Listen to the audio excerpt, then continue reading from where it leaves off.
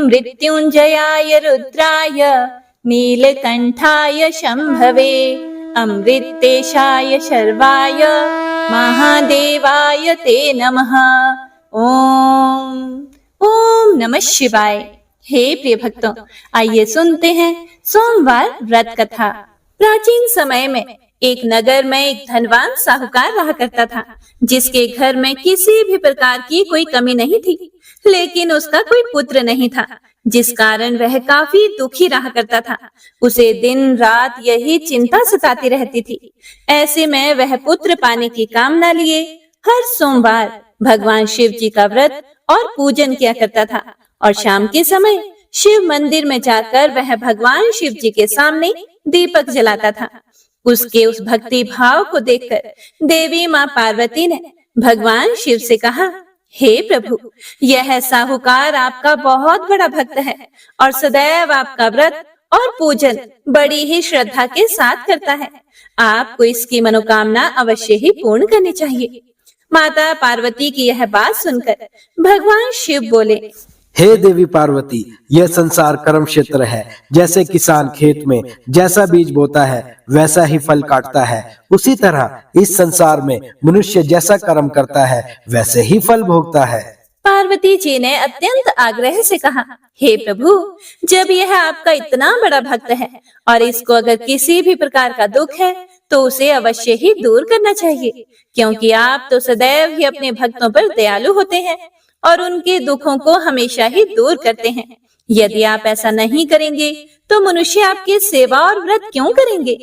पार्वती जी के ऐसे आग्रह करने पर भगवान शिव बोले, हे देवी पार्वती, इसके कोई पुत्र नहीं है। इसी चिंता में यह अत्यंत दुखी रहता है। इसके भाग्य में पुत्र ना होने पर भी मैं इसे पुत्र प्राप्ति का वर दे सकता हूँ, लेकिन वह पुत्र केवल 12 वर्ष तक ही जीवित रहेगा। इसके पश्चात वह मृत्यु को प्राप्त हो जाएगा। इससे अधिक तो मैं कुछ भी इसके लिए नहीं कर सकता। हे प्रिय भक्तों, यह बातें साहूकार सुन रहा था। इससे उसको ना तो प्रसन्नता हुई और ना ही कुछ दुख ही हुआ। वह पहले की तरह ही भगवान शिव का व्रत और पूजन करता रहा। कुछ समय व्यतीत हो जाने पर साहूकार की पत्नी गर्भवती हुई और 10वें महीने में उसे अति सुंदर पुत्र की प्राप्ति हुई।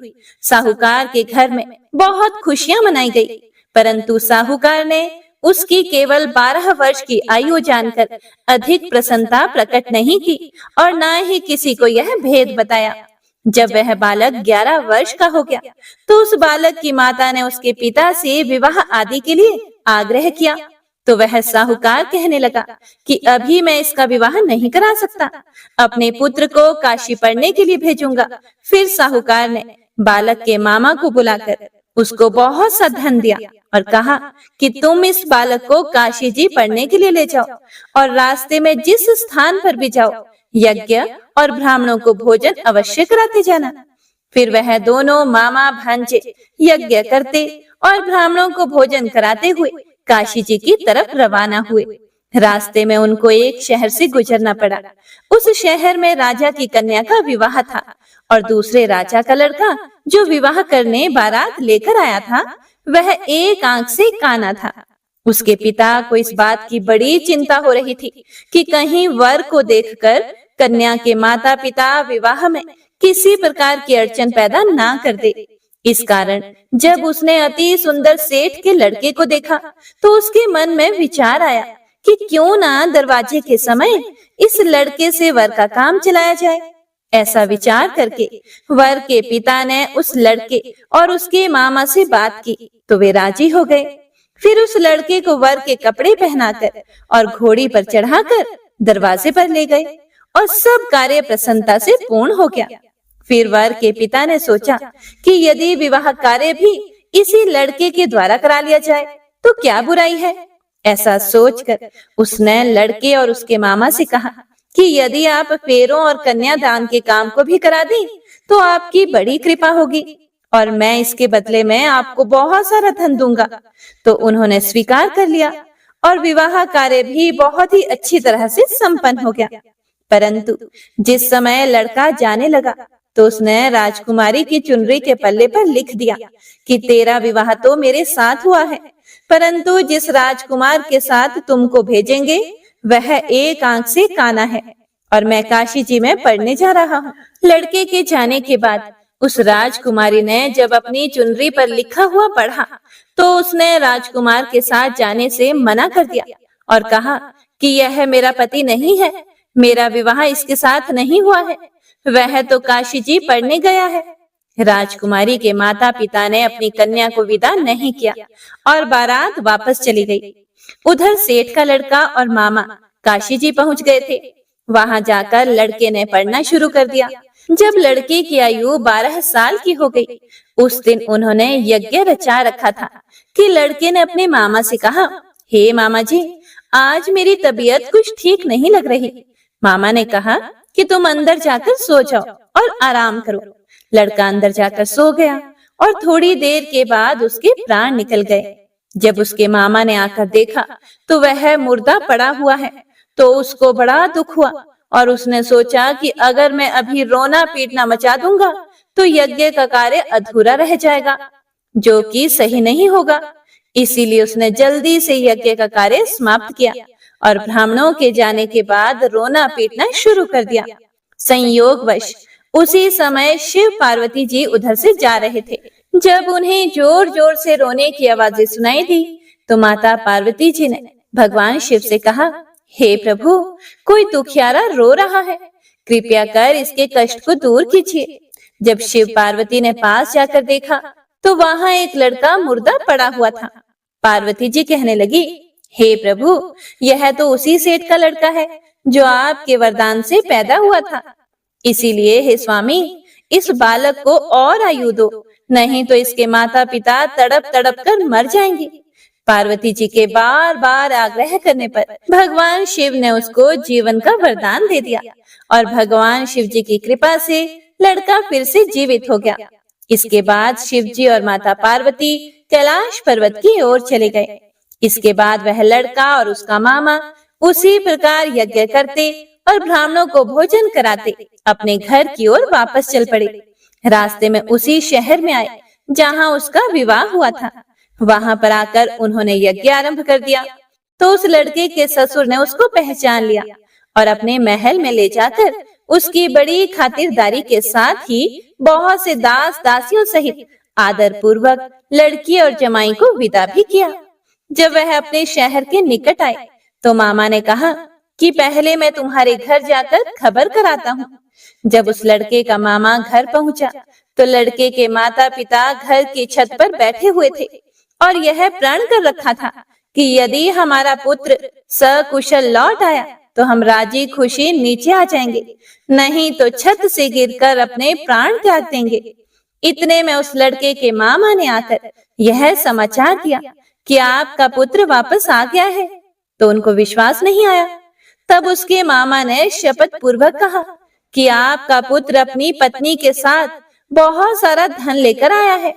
तो सेठ ने आनंद के साथ उसका स्वागत किया और बड़ी प्रसन्नता के साथ रहने लगे। हे प्रिय भक्तों, ऐसा माना जाता है कि इसी प्रकार से जो कोई भी मनुष्य सोमवार के व्रत को धारण करता है अथवा इस कथा को पढ़ता या सुनता है, भगवान भोलेनाथ और माता पार्वती उसके सभी दुखों को दूर करके उसकी समस्त मनोकामनाओं को पूर्ण करते हैं। तो सभी भक्तजन एक बार प्रेम से बोलिए, शिव शिवा की जय, हर हर महादेव। हे प्रिय भक्तों, अब बड़ी ही श्रद्धा और भक्ति भाव से आइए सुनते हैं सोमवार व्रत की दूसरी कथा। एक बार भगवान भोलेनाथ और माता पार्वती जी मृत्यु लोक घूमने की इच्छा से मृत्यु लोक में आए। यहाँ माता पार्वती व भगवान शंकर जी मृत्यु लोक में घूमते घूमते विदर्भ देशांतर्गत अमरावती नामक नगरी में पहुँचे, जो कि बहुत ही सुंदर थी। यहाँ उन्होंने देखा कि अमरावती नगरी अमरपुरी के दृश्य सभी प्रकार के सुखों से परिपूर्ण थी। उस नगरी में राजा द्वारा बनवाया हुआ बहुत सुंदर भगवान भोलेनाथ जी का मंदिर भी था। उस मंदिर में भगवान भोलेनाथ जी और माता पार्वती निवास करने लगे। एक दिन माता पार्वती जी ने भगवान शिव से कहा, हे प्रभु, आज तो हम और आप दोनों चौसर पासा खेलेंगे। शंकर जी ने माता पार्वती जी की बात मान ली और चौसर खेलने लगे। उसी समय मंदिर का पुजारी ब्राह्मण मंदिर में पूजा करने के लिए आया हुआ था। माता ने ब्राह्मण को देखकर एक प्रश्न किया, तो पुजारी जी बताओ कि इस बाजी में दोनों में से किसकी जीत होगी और किसकी हार होगी। ब्राह्मण ने बिना सोचे समझे कहा कि भगवान भोलेनाथ ही जीतेंगे। कुछ समय के बाद बाजी समाप्त हुई और माता पार्वती जी की विजय हो गई। माता पार्वती को ब्राह्मण के झूठ बोलने पर क्रोध आया और कोढ़ी होने का श्राप दे दिया। भगवान शंकर जी के बहुत समझाने के बाद भी माता नहीं मानी और वे दोनों वहां से चले गए।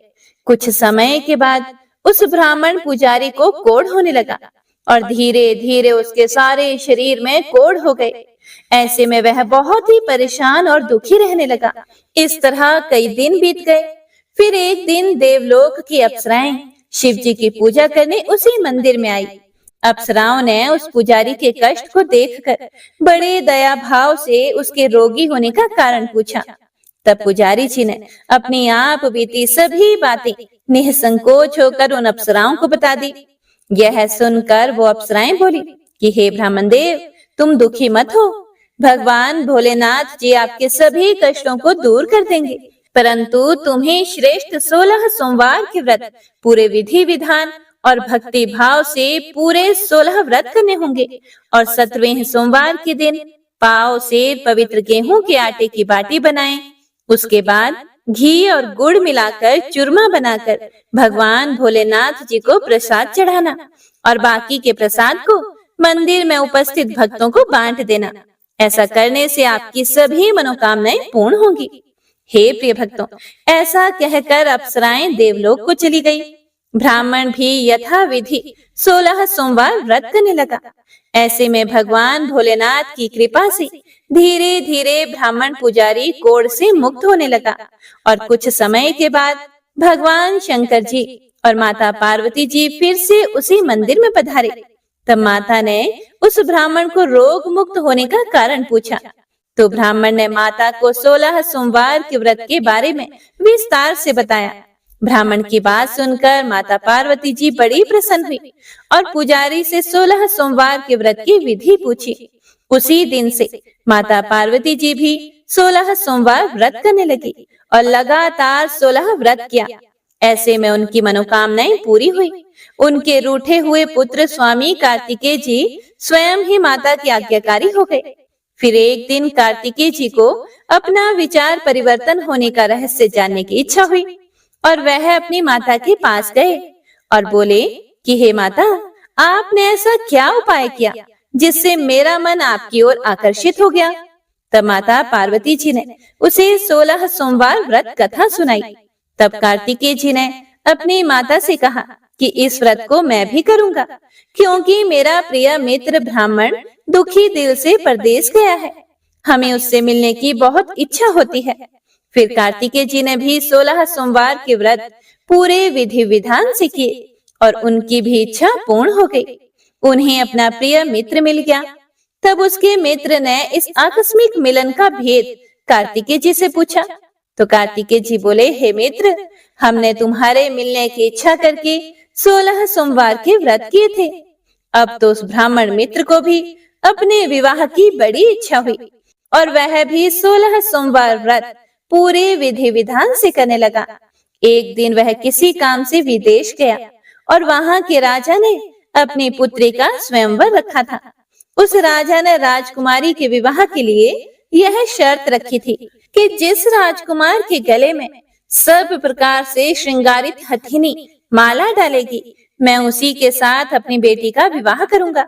भगवान शिव जी की कृपा से ब्राह्मण भी उस स्वयंवर को देखने के लिए एक और बैठा हुआ था।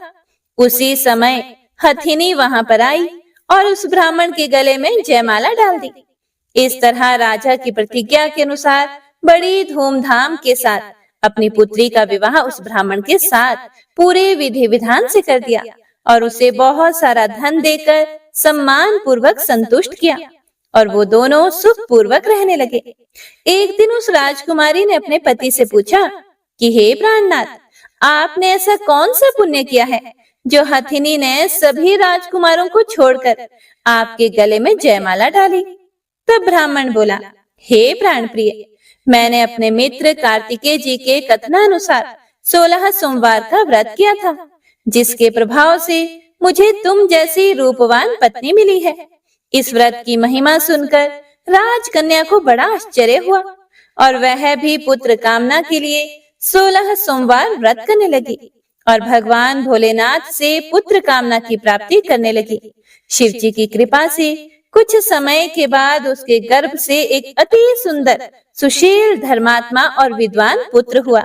वह ब्राह्मण और उसकी पत्नी दोनों उस पुत्र को पाकर बहुत ही प्रसन्न हुए और उसका लालन पालन भली प्रकार से करने लगे। जब वह लड़का बड़ा हुआ और समझदार हुआ तो एक दिन अपनी माता से प्रश्न किया कि हे माता, आपने ऐसा कौन सा पुण्य किया जो आपको मेरे जैसे पुत्र की प्राप्ति हुई? पुत्र की बात सुनकर उस राजकुमारी ने अपने द्वारा किए गए 16 सोमवार व्रत की कथा और पूरे नियमों के बारे में उसे बताया। उस लड़के ने इस व्रत को सब तरह से मनोरथ पूर्ण करने वाला सुनकर उसके मन में राज्याधिकार के पाने की इच्छा हुई। उस लड़के ने उसी दिन भगवान शिव जी को प्रसन्न करने के लिए 16 सोमवार के व्रत पूरे नियमों से करने लगा। एक दिन दूसरे देश के राजा के दूत ने आकर उसको उनकी राजकुमारी के लिए चुना और उसे अपने साथ ले आए और राजा ने अपनी राजकुमारी का विवाह उसके साथ कर दिया।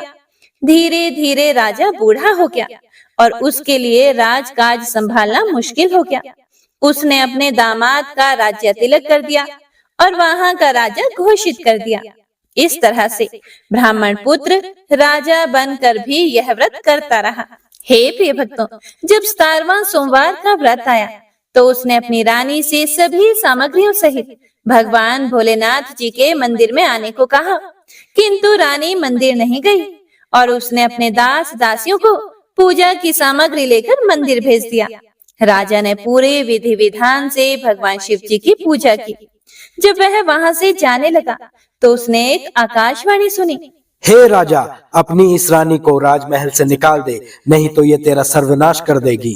इस वाणी को सुनकर राजा आश्चर्य में पड़ गया और उसने तुरंत मंत्रियों की एक बैठक बुलवाई और आप बीती उन्हें सुनाई। मंत्री आदि सभी बड़े विस्मय और दुख में डूब गए, क्योंकि जिस कन्या के साथ उसे राज्य मिला है, राजा उसी को राज्य से निकालने का जाल रच रहा है। यह कैसे हो सकेगा? अंत में राजा ने अपनी रानी को राजमहल से निकाल दिया। रानी दुखी हृदय से अपने भाग्य को कोसती हुई अपने राज्य से बाहर चली गई। बिना चप्पलों के और फटे वस्त्र पहने भूखी प्यासी धीरे धीरे चलकर एक नगर में जा पहुंची। उस नगर में एक बुढ़िया रोज सूत काटकर बेचती थी। रानी की करुण दशा देखकर बुढ़िया बोली कि तू मेरे साथ चल, मेरा सूत बिकवा दे। मैं तो बूढ़ी हो गई हूँ, भाव नहीं जानती हूँ। यह सुनकर रानी बुढ़िया के सिर से सूत की गठड़ी उतार कर अपने सिर पर रख लेती है। अचानक से आंधी आई और बुढ़िया के सभी सूत हवा में उड़ गए। बेचारी बुढ़िया बहुत पछताई और रानी से कहने लगी कि दूर रहना मुझसे। अब रानी एक तेली के घर गई और काम मांगने लगी कि अचानक से उस तेली के सभी मटके शिव जी के प्रकोप से चटक गए। ऐसी दशा देखकर उस तेली ने रानी को अपने घर से निकाल दिया। इस प्रकार रानी अत्यंत दुख पाती हुई एक नदी के तट पर गई तो देखा कि नदी अचानक सूख गई। उसके बाद रानी एक वन में गई। वहां जाकर उसने एक सरोवर देखा और वह पानी पीने के लिए सरोवर की सीढ़ी उतरी और पानी पीने के लिए जैसे ही अपने हाथों को आगे बढ़ाया तो देखा कि सरोवर का पानी नील कमल के सदृश जल असंख्य कीड़ों में गंदा हो गया। रानी ने अपने भाग्य का दोषारोपण करते हुए उस सरोवर का जल पीकर अपनी प्यास बुझाई। आराम करने के लिए एक पेड़ की शीतल छाया में विश्राम करने के लिए लेटी तो देखा कि उस पेड़ की सभी पत्तियां झड़ गई। ऐसे में रानी जिस पेड़ के नीचे जाती उसी पेड़ की पत्तियां अपने आप झड़ जाती। वन, सरोवर और पेड़ों की ऐसी दशा देखकर गाय चराते हुए ग्वालों ने अपने गोसाई जी अर्थात अपने स्वामी जी से सभी बातें बता दी। गोसाई जी के आदेश के अनुसार ग्वाले रानी को पकड़कर गोसाई जी के पास ले आए। रानी की मुख कांति और शरीर शोभा देखकर गोसाई जी जान गए कि यह कोई विधि की गति की मारी कुलीन अबला है। ऐसा सोचकर गुसाई जी ने रानी से कहा कि हे पुत्री, मैं तुमको अपनी पुत्री के समान रखूंगा। तुम मेरे आश्रम में ही रहो और मैं तुम्हें किसी प्रकार का भी कष्ट नहीं होने दूंगा। गुसाई जी के ऐसे वचन सुनकर रानी को थोड़ी धीरज मिली और वह आश्रम में ही निवास करने लगी।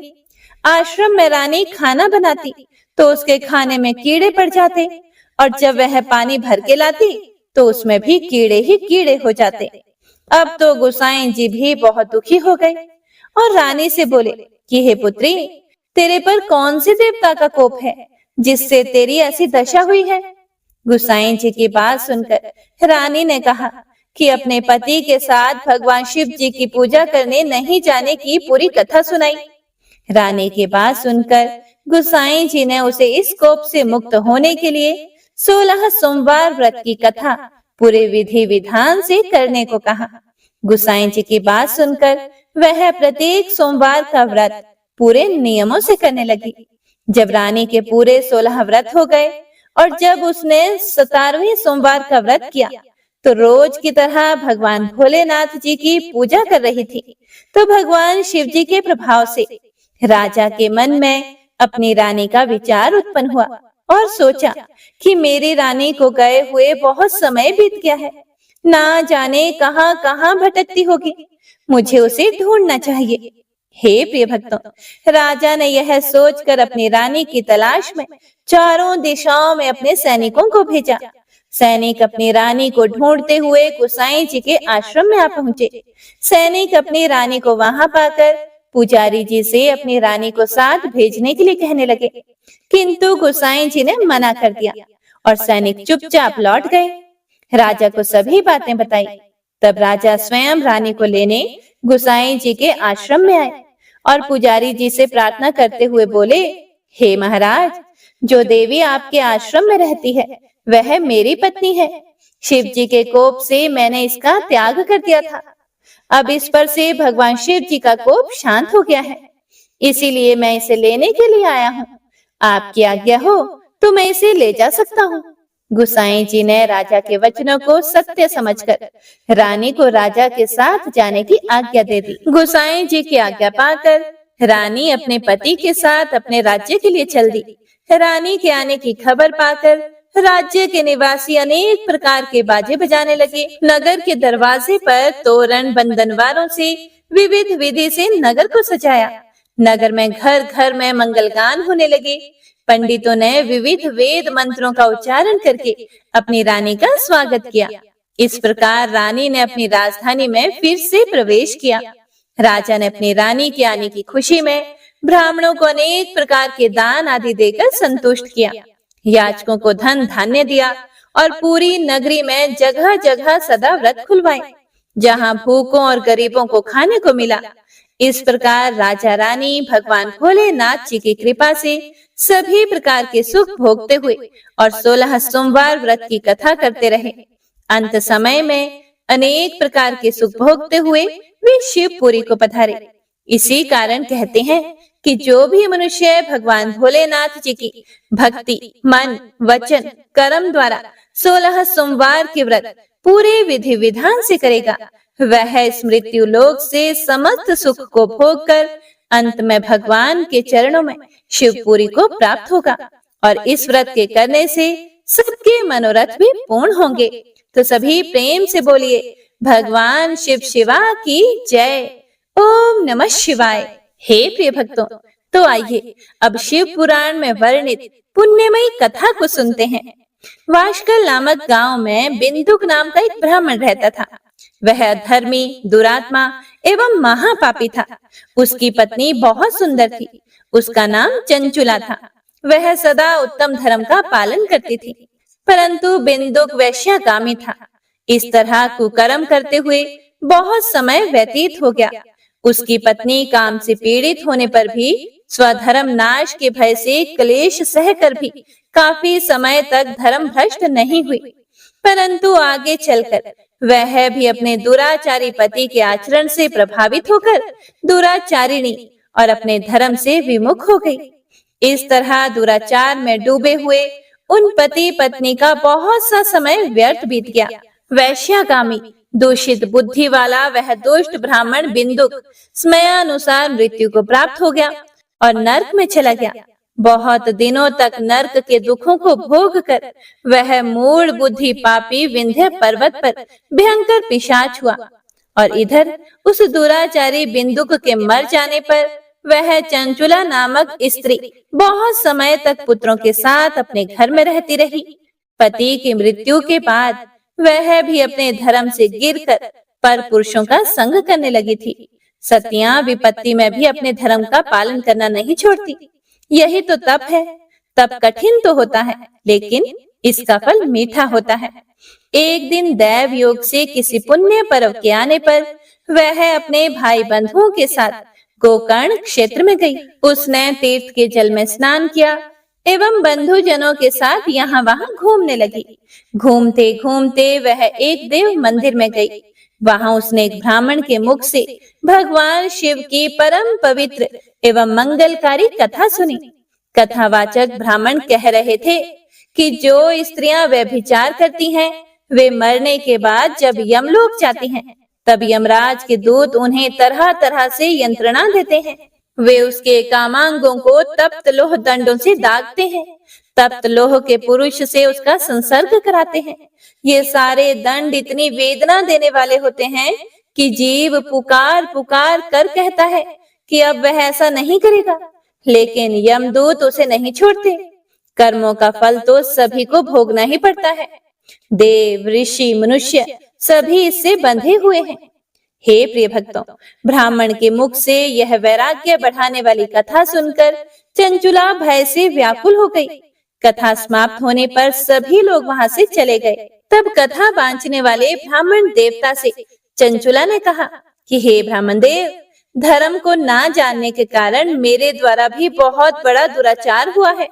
हे स्वामी, मेरे ऊपर कृपा कर मेरा उद्धार कीजिए। आपके प्रवचन को सुनकर मुझे इस संसार से वैराग्य हो गया है। मुझ मूढ़ चित्त वाली पापिनी को धिक्कार है। मैं निंदा के योग्य हूँ। मैं बुरे विषयों में फंसकर अपने धर्म से विमुख हो गई थी। कौन मुझ जैसी कुमार्ग में मन लगाने वाली पापिनी का साथ देगा? जब यमदूत मेरे गले में फंदा डालकर मुझे बांध कर ले जाएंगे और नरक में मेरे शरीर के टुकड़े करेंगे, तब मैं कैसे उन महायातनाओं को सहन कर पाऊंगी?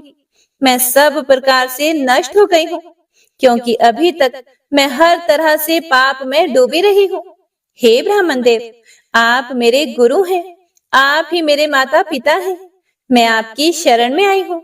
मुझ अबला का आप ही उद्धार कीजिए। इस प्रकार विलाप करती हुई चंचुला ब्राह्मण देवता के चरणों में गिर पड़ी। तब ब्राह्मण देवता ने उसे कृपा पूर्वक उठाया और कहा, हे नारी, तुम सौभाग्यशाली हो जो भगवान शंकर की कृपा से तुमने वैराग्यपूर्ण शिव की यह कथा सुनी है और कथा सुनकर समय से अपनी गलती का एहसास कर लिया है। डरो मत और भगवान शिव की शरण में जाओ। उनकी परम कृपा से तुम्हारे सभी पाप नष्ट हो जाएंगे।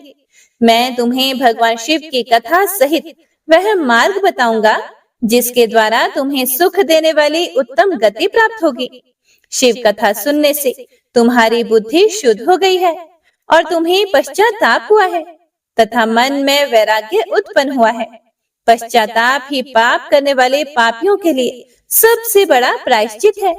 जो मनुष्य अपने कुकर्मों के लिए पश्चाताप नहीं करता, वह उत्तम गति प्राप्त नहीं करता, परंतु जिसे अपने कुकृत्य पर हार्दिक पश्चाताप होता है, वह अवश्य ही उत्तम गति का भागीदार होता है। इसमें बिल्कुल भी संशय नहीं है। शुद्ध चित्त में ही भगवान शिव और पार्वती का वास होता है। वह शुद्धात्मा मनुष्य सदा शिव के पद को प्राप्त होता है। इस कथा का श्रवण सभी मनुष्यों के लिए कल्याणकारी है, इसीलिए इसकी आराधना व सेवा करनी चाहिए। हे ब्राह्मण पत्नी, तुम अन्य विषयों से अपने मन को हटाकर भगवान शंकर की इस परम पावन कथा को सुनो। इससे तुम्हारे मन की शुद्धि होगी और तुम्हें मोक्ष की प्राप्ति होगी। जो भी मनुष्य निर्मल हृदय से भगवान शिव के चरणों का चिंतन करता है, उसकी एक ही जन्म में मुक्ति हो जाती है। हे प्रिय भक्तों, ऐसा कहकर वे ब्राह्मण मौन हो गए। उनका हृदय करुण से भर गया। वे ध्यान में मगन हो गए। ब्राह्मण का उपदेश सुनकर चंचुला के नेत्रों में आनंद के आंसू छलक आए। वह खुशी से ब्राह्मण देवता के चरणों में गिर गई और हाथ जोड़कर बोली, मैं कृतार्थ हो गई। हे ब्राह्मण देव, शिव भक्तों में श्रेष्ठ स्वामी आप धन्य हैं। आप परमार्थ दर्शी हैं और सदा परोपकार में लगे रहते हैं। हे साधो, मैं नर्क के समुद्र में गिर रही हूँ। कृपा कर मेरा उद्धार कीजिए। जिस पौराणिक व अमृत के समान सुंदर शिव कथा की बात आपने की है, उसे सुनकर ही मेरे मन में वैराग्य उत्पन्न हुआ है। उस अमृतमयी कथा को सुनने के लिए मेरे मन में बड़ी श्रद्धा हो रही है। कृपया आप मुझे उसे सुनाइए। हे प्रिय भक्तों, कथा सुनने की इच्छा मन में लिए हुए चंचुला उन ब्राह्मण देवता की सेवा में वहीं रहने लगी। उस गोकर्ण नामक महाक्षेत्र में उन ब्राह्मण देवता के मुख से चंचुला शिव की भक्ति, ज्ञान और वैराग्य बढ़ाने वाली और मुक्ति देने वाली परम उत्तम कथा सुनकर कृतार्थ हो गई। उसका मन शुद्ध हो गया। वह अपने हृदय में शिव के सगुण रूप का चिंतन करने लगी।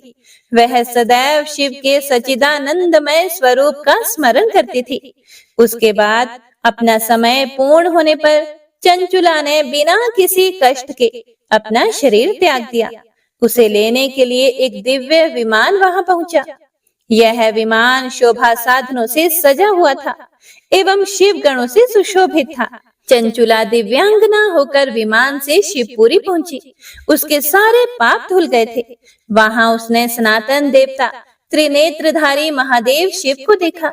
सभी देवता उनकी सेवा में भक्ति भाव से उपस्थित थे। उनकी अंग कांति करोड़ों सूर्यों के समान प्रकाशित हो रही थी। 5 मुख और हर मुख में 3-3 नेत्र थे। मस्तक पर अर्ध चंद्राकार मुकुट शोभायमान हो रहा था। कंठ में नील चिन्ह था। उनके साथ में देवी गौरी विराजमान थी, जो विद्युत पुंज के समान प्रकाशित हो रही थी। महादेव जी की कांति कपूर के समान गौर थी। उनके शरीर पर श्वेत वस्त्र थे तथा शरीर श्वेत भस्म से युक्त था। इस प्रकार भगवान शिव के परम उज्जवल रूप के दर्शन करके चंचुला बहुत प्रसन्न हुई। उसने भगवान शिव को बारंबार प्रणाम किया और हाथ जोड़कर प्रेम, आनंद और संतोष से युक्त होकर विनीत भाव से खड़ी हो गई। उसके नेत्रों से आनंद अश्रुओं की धारा बहने लगी। भगवान शंकर व भगवती गौरी उमा ने करुणा के साथ सौम्य दृष्टि से देखकर चंचुला को अपने पास बुलाया। गौरी उमा ने उसे प्रेम पूर्वक अपनी सखी बना लिया। चंचुला सुख पूर्वक भगवान शिव के धाम में उमा देवी की सखी के रूप में निवास करने लगी। हे प्रिय भक्तों, एक दिन चंचुला आनंद में मग्न उमा देवी के पास गई और दोनों हाथ जोड़कर उनकी स्तुति की। तब शंकर प्रिया भक्त वत्सला उमा देवी ने बड़े प्रेम से चंचुला से कहा, हे सखी चंचुला, मैं तुम्हारी स्तुति से प्रसन्न हूँ। बोलो, क्या वर मांगती हो? चंचुला बोली, हे गिरिराज कुमारी, मेरे पति बिंदुक इस समय कहाँ है? उनकी कैसी गति हुई है? मुझे बताइए और कुछ ऐसा उपाय कीजिए ताकि हम फिर से मिल सकें। फिर गिरिजा बोली, हे पुत्री, तुम्हारा पति बिंदुक बड़ा पापी था। उसका अंत बड़ा भयानक हुआ। वैश्या का उपभोग करने के कारण वह मूर्ख नरक में अनेक वर्षों तक अनेक प्रकार के दुख भोग कर अब शेष पाप को भोगने के लिए विंध्य पर्वत पर पिशाच की योनि में रह रहा है। वह दुष्ट वहीं वायु पीकर रहता है और सब प्रकार के कष्ट सहता है। गौरी देवी की यह बात सुनकर चंचुला अत्यंत दुखी हो गई। फिर मन को किसी तरह स्थिर करती हुई दुखी हृदय से माँ गौरी से उसने एक बार फिर पूछा, हे महादेवी, मुझ पर कृपा कीजिए और मेरे पापी पति का भी उद्धार कीजिए। कृपा करके मुझे वह उपाय बताइए जिससे मेरे पति को उत्तम गति प्राप्त हो सके। गौरी देवी ने कहा, यदि तुम्हारा पति बिंदुक भगवान शिव की पुण्यमयी उत्तम कथा सुने तो वह इस दुर्गति को पार करके उत्तम गति का भागी हो सकता है। अमृत के समान मधुर गौरी देवी का यह वचन सुनकर चंचुला ने दोनों हाथ जोड़कर मस्तक झुकाकर उन्हें बारंबार प्रणाम किया तथा प्रार्थना की कि मेरे पति को शिव की वह पुण्यमयी कथा सुनाने की व्यवस्था कीजिए। ब्राह्मण पत्नी चंचुला के बार बार प्रार्थना करने पर शिव प्रिया गौरी देवी ने भगवान की महिमा का गान करने वाले गंधर्वराज तुम्बुरो को बुलाकर कहा, हे तुम्बुरो, तुम्हारी भगवान शिव में प्रीति है। तुम मेरे मन की सभी बातें जानकर मेरे कार्यों को सिद्ध करते हो। तुम मेरी सखी के साथ विंध्य पर्वत पर जाओ। वहां एक महाघोर और भयंकर पिशाच रहता है। पूर्व जन्म में वह पिशाच बिंदुक नामक ब्राह्मण मेरी इस सखी चंचुला का पति था। वह वैश्यागामी हो गया था। उसने स्नान संध्या आदि नित्य कर्म छोड़ दिए थे। क्रोध के कारण उसकी बुद्धि भ्रष्ट हो गई थी। दुर्जनों से उसकी मित्रता तथा सज्जनों से द्वेष बढ़ गया था। वह अस्त्र शस्त्र से हिंसा करता, लोगों को सताता और उनके घरों में आग लगा देता था। पत्नी को त्याग कर दुष्ट लोगों से दोस्ती करके उन्हीं के संपर्क में रहता था। वह मृत्यु तक दुराचार में फंसा रहा। मृत्यु के बाद उसे पापियों के भोग स्थान यमपुरी ले जाया गया। वहां घोर नरकों को सहकर इस समय वह विंध्य पर्वत पर पिशाच बनकर रह रहा है और पापों का फल भोग रहा है। तुम उसके सामने परम पुण्यमयी पापों का नाश करने वाली शिव जी की दिव्य कथा का प्रवचन करो। इस कथा को सुनने से उसका हृदय सभी पापों से मुक्त होकर शुद्ध हो जाएगा और वह प्रेत योनि से मुक्त हो जाएगा। दुर्गति से मुक्त होने पर उस बिंदुक नामक पिशाच को विमान पर बिठाकर तुम भगवान शिव के पास ले आना। हे प्रिय भक्तों, माँ उमा का आदेश पाकर गंधर्वराज तुम्बुरो प्रसन्नता पूर्वक अपने भाग्य की सराहना करते हुए चंचुला को साथ लेकर विमान से पिशाच के निवास स्थान विंध्य पर्वत पर गया। वहां पहुंचकर उसने उस विकराल आकृति वाले पिशाच को देखा। उसका शरीर विशाल था, उसकी ठोड़ी बड़ी थी। वह कभी हंसता तो कभी रोता, कभी उछलता था। महाबली तुम्बुरो ने बिंदुक नामक पिशाच को पाशों से बांध लिया। उसके बाद तुम्बुरो ने शिव की कथा बांचने के लिए स्थान तलाश कर मंडप की रचना की और शीघ्र ही इस बात का पता लोगों को चल गया कि एक पिशाच के उद्धार हेतु देवी पार्वती की आज्ञा से तुम्बुरो शिव की अमृत कथा सुनाने विंध्य पर्वत पर आया है। उस कथा को सुनने के लोभ से बहुत से देव ऋषि वहां पहुंच गए। सभी को आदर पूर्वक स्थान दिया गया। पिशाच बिंदुक को पाशों में बांधकर आसन पर बिठाया गया और तब तुम्बुरो ने परम उत्तम शिव पुराण की अमृत कथा का गान शुरू किया, जिसे सभी श्रोता कृतार्थ हो गए। इस पुण्यमयी कथा को सुनकर पिशाच सभी पापों से मुक्त हो गया और उसने पिशाच शरीर का त्याग कर दिया और शीघ्र ही उसका रूप दिव्य हो गया। उसका शरीर गौर वर्ण का हो गया। शरीर पर श्वेत वस्त्र एवं पुरुषों के आभूषण आ गए। इस प्रकार दिव्य देहधारी होकर बिंदुक अपनी पत्नी चंचुला के साथ स्वयं भी भगवान शिव का गुणगान करने लगा। उसे इस दिव्य रूप में देखकर सभी को बहुत आश्चर्य हुआ। उसका मन परम आनंद से परिपूर्ण हो गया। सभी भगवान महेश्वर के अद्भुत चरित्र को सुनकर कृतार्थ होकर उनका यशोगान करते हुए अपने अपने धाम को चले गए। बिंदुक अपनी पत्नी चंचुला के साथ विमान में बैठकर शिवपुरी की ओर चल दिया। महेश्वर के गुणों का गान करता हुआ बिंदुक अपनी पत्नी चंचुला और तुम्बुरो के साथ शीघ्र ही शिव धाम पहुंच गया। भगवान शिव व देवी पार्वती ने उसे अपना पार्षद बना लिया। दोनों पति पत्नी सुख पूर्वक भगवान महेश्वर एवं देवी गौरी के श्री चरणों में अविचल निवास पाकर धन्य हो गए। तो सभी भक्तजन प्रेम से बोलिए, उमा महेश्वर भगवान की जय। हर हर महादेव।